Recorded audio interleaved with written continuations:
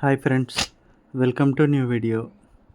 నిన్న 11th April 2025 evening 6 PM Nallamala అడవిలో ఉన్న సలేశ్వరం లింగమయ్య జాతరకి మా స్నేహితులైన జేకర్, రాజశేఖర్, చంద్రకాంత్, నేను నలుగురం వెళ్ళాం. మా నలుగురిలో జేకర్కి నాకు ముందుగా వెళ్ళిన అనుభవం ఉంది, కానీ చంద్రకాంత్, రాజశేఖర్ ఇద్దరు మొదటిసారి వస్తున్నారు. నల్లమల్ల అడవిలో గల ఈ సలేశ్వరం అచ్చంపేట నుంచి 50 కిలోమీటర్ల దూరంలో శ్రీశైలానికి వెళ్ళే దారిలో ఉంటుంది. అచ్చంపేట నుంచి ఆర్టీసీ బస్సులు ఈ 3 రోజులు వెళ్తూనే ఉంటాయి. శ్రీశైలం హైవే నుంచి 20 కిలోమీటర్లు ఆఫ్ రోడ్లో వెళ్ళాలి. రోడ్డు సరిగ్గా లేకపోవడం, ముందు వెళ్ళిన వాహనాలు దుమ్ము లేపడం వల్ల గుంతలు కనపడక కారు పైన మొత్తం దుమ్ము పడింది. సలేశ్వరానికి వచ్చే వాహనాలకు ఫారెస్ట్ వాళ్ళు చార్జ్ చేస్తున్నారు. బైక్కి 100, ఆటోకి 300, కార్కి 500, బస్ ఆర్ మినీ బస్కి 1000 రూపాయలు చార్జ్ చేస్తున్నారు. ఈ సలేశ్వరం సంవత్సరంలో 3 రోజులు మాత్రమే వెళ్ళడానికి వీలుంటుంది. అది కూడా ఉగాది అయిన మొదటి పౌర్ణమి అనగా చైత్ర పౌర్ణమికి మాత్రమే అనుమతిస్తారు. ఈ 3 రోజులు మాత్రమే వెళ్ళడానికి వీలుండడం వల్ల లక్షలాది మంది జనం తండోపతండాలుగా తరలివస్తారు. ఈ సలేశ్వరంలో లింగమయ్య విగ్రహం అనగా శివుడి విగ్రహం ఉంటుంది. దాని ముందే ఒక చక్కటి వాటర్ ఫాల్ ఉంటుంది. అయితే ఈ వాటర్ ఫాల్ని స్క్రీన్ పైన చూస్తూ వాటర్ చేసే శబ్దాన్ని కూడా ఒకసారి విందాం.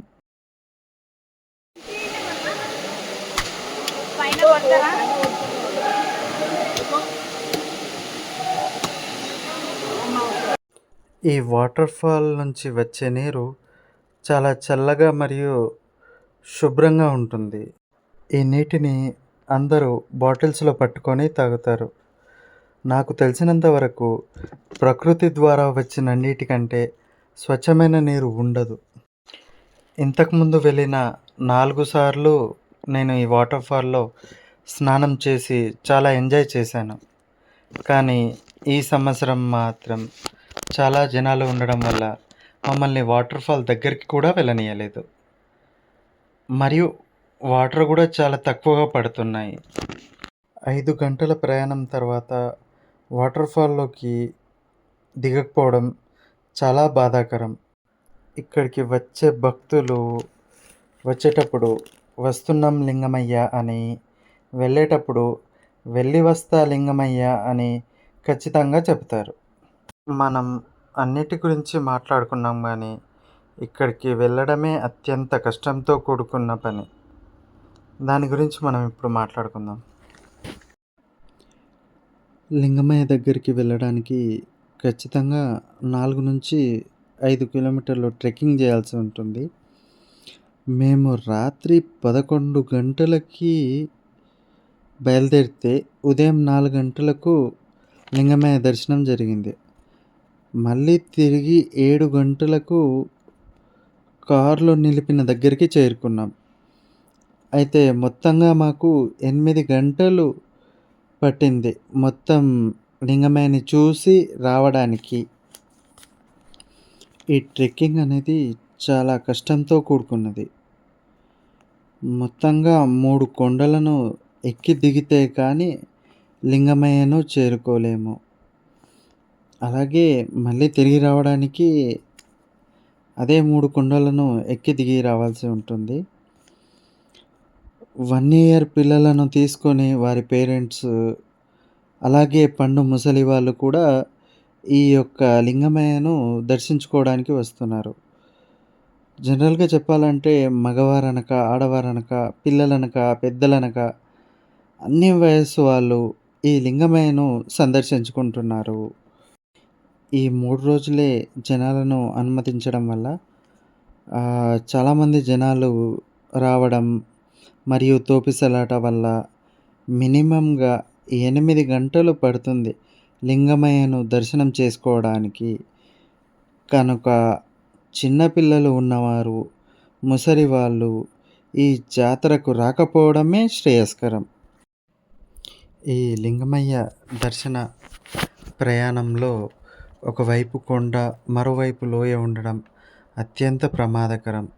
జనాలు త్వరగా వెళ్ళాలి అనే ఉద్దేశంలో ఒకరినొకరు తోసుకుంటూ వెళ్ళిపోతున్నారు. దర్శనానికి దగ్గరగా వెళ్ళిన తర్వాత తిరుపతిలో ఉన్నట్టు కంపార్ట్మెంట్లలో లాగా కూర్చోబెట్టి ఒక్కొక్క కంపార్ట్మెంట్ని పంపించారు. వెళ్ళే దారిలో బండలపై నీరు చేరి పాకర వల్ల కాలు జారడం, ఒక్కరు మాత్రమే వెళ్ళే దారులు ఉండడం అత్యంత ప్రమాదకరం. మేము తిరిగి వెళ్ళేటప్పుడు కిలోమీటర్ల దూరం 3 వరుసలలో జనం కూర్చొని ఉన్నారు. ఇంటికి వెళ్ళే వారికి లోయకు ఆనుకొని ఉన్న చిన్నపాటి దారిలోనే వెళ్ళాలి అన్నట్టుగా వదిలేశారు. ఈ ట్రెక్కింగ్లో మా చెప్పులు పోగొట్టుకొని ఉట్టి కాళ్ళతో నడవడం వల్ల కాళ్ళు చాలా నొప్పి లేచాయి. ఈ కాళ్ళ నొప్పులు తగ్గడానికి మినిమం 2 రోజులైనా పడుతుంది. గత 3-4 సంవత్సరాలుగా నేను లింగమయ్య దర్శనానికి వెళ్ళలేదు. కానీ ఈ సంవత్సరం వెళ్ళినప్పుడు లైట్స్ వేశారు. అయితే నేను వెళ్ళిన 4 సార్లు కూడా లైట్స్ లేకపోవడం, నిండు పౌర్ణమిలో అడవి చాలా అంటే చాలా అందంగా కనిపించింది. కానీ ఇప్పుడు దాన్ని కూడా మిస్ అయిపోయాను. లింగమయ్యను చేరే దారిలో చాలా షాప్స్ ఉన్నాయి. అందులో మిరపకాయ bajji, lemon juice, mosambi juice, ayurvedic medicine shops కూడా ఉన్నాయి. అయితే పైన కార్ పార్కింగ్ దగ్గర ఉచిత అన్నదాన శిబిరాలు ఉన్నాయి 2-3. ఇంత దూరం కాలినడకన వచ్చిన వాళ్ళకి ఈ ఉచిత అన్నదాన శిబిరాలు చాలా ఉపయోగపడతాయి. అయితే కరెంట్ సప్లై కోసం జనరేటర్ అరేంజ్మెంట్ కూడా చేశారు ఈ ఫారెస్ట్‌లో. మీరు ఆ సౌండ్ కూడా వినొచ్చు. కొండపై నడవడమే కష్టమంటే ఇతను షాప్ అతనో లేకుంటే వాలంటీరో తెలీదు కానీ 20 లీటర్ల బాటిల్ ఎలా తీసుకెళ్తున్నాడో ఆ పైనున్న లింగమయ్యకే తెలియాలి. ఇంతటితో ఈ వీడియోని ముగించి మళ్ళీ నెక్స్ట్ వీడియోలో కలుద్దాం ఫ్రెండ్స్. అయితే మొదటిసారి వచ్చిన నా మిత్రుడు రాజశేఖర్ అనుభవం విందాం.